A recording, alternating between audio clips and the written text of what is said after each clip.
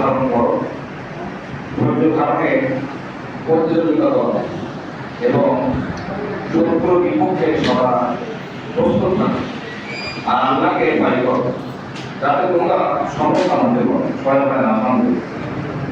এরা একদম আল্লাহ দিন আমার। তাহলে আমরা নিশ্চয়ই ইমানদার নাকি ভাই বলেন? আমরা সবাই ইমানদার, আমরা সবাই রোজা আছি, আমরা সবাই নামাজ পড়ি। তাহলে এটা আমাদের উপরে যেমন খরচ এবং আমাদের উপরে আল্লাহর উপরে দিন কায়েম করাও খরচ।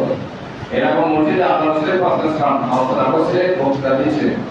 এত যুবক হয়েছিল যে একজন টাকা যুবক সে টাকা পাচ্ছিলেন না, দাঁড়িয়েছিলেন, বসার না বিছানা ছিল, বসে মাটিতে বসতেন। রসুল এরকম ঘাড়ে রুমাল দিয়ে সেই যুবক নিয়ে রুমাল করেন আলহামদুলিল্লাহ। রসুল যুবককে এত সম্মান করেছে যে যুবকদের টাকা রক্তে রঞ্জিত হয়ে বড় রোগ বন্ধ এরকম 30টা যুদ্ধে রসুল হেলমেট পরে প্রতিষ্ঠানের জন্য তিনি সে ঘোষণা করে নেতৃত্ব দিয়েছেন। এর ঘটনা আপনারা জানেন না? এই 17 রমজান আজকে কত তারিখ বলেন? আজ 17 রমজান না? এই ইতিহাস সাক্ষী দেয় 17 রমজান বদলের প্রান্তরে সাহাবী আজমাইন রুজারিকে তারা 1000 কাফেরের বিরুদ্ধে জিহাদ করেছিল। আল্লাহ রাব্বুল আলামিন সূরা আনফালের ভিতরে বর্ণনা করেছেন একবার পাগড়ি মাথায় দিয়ে ডান্ডা হাতে নিয়ে ফেরেশতা নামায় দিয়ে সরাসরি যুবকদের পক্ষে সাহাবীদের পক্ষে আল্লাহ পাক সাহায্য করেছেন। যদি সাহাবী আজমাইনরা যুবকরা সরাসরি ময়দানে না যেত তাহলে কি সাহায্য আসতো?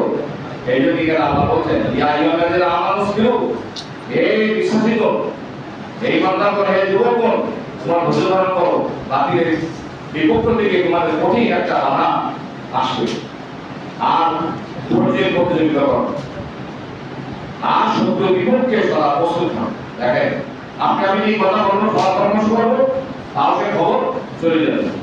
এখানে জিরোপাসাই সম্মেলন হচ্ছে, আমির জামাত এসে দর্শক এই ইংল্যান্ড থেকে অনেক যুবক তারা নিয়ে যাচ্ছি আর এখন ভিডিও করতে পাঠাচ্ছে দেখো ওই ছেলেটা ওই জামাত ইসলামের ভিতরে যুবকরা ঢুকেছে কিনা, হচ্ছে কি হচ্ছে না, এর ভিতরে হয়েছে।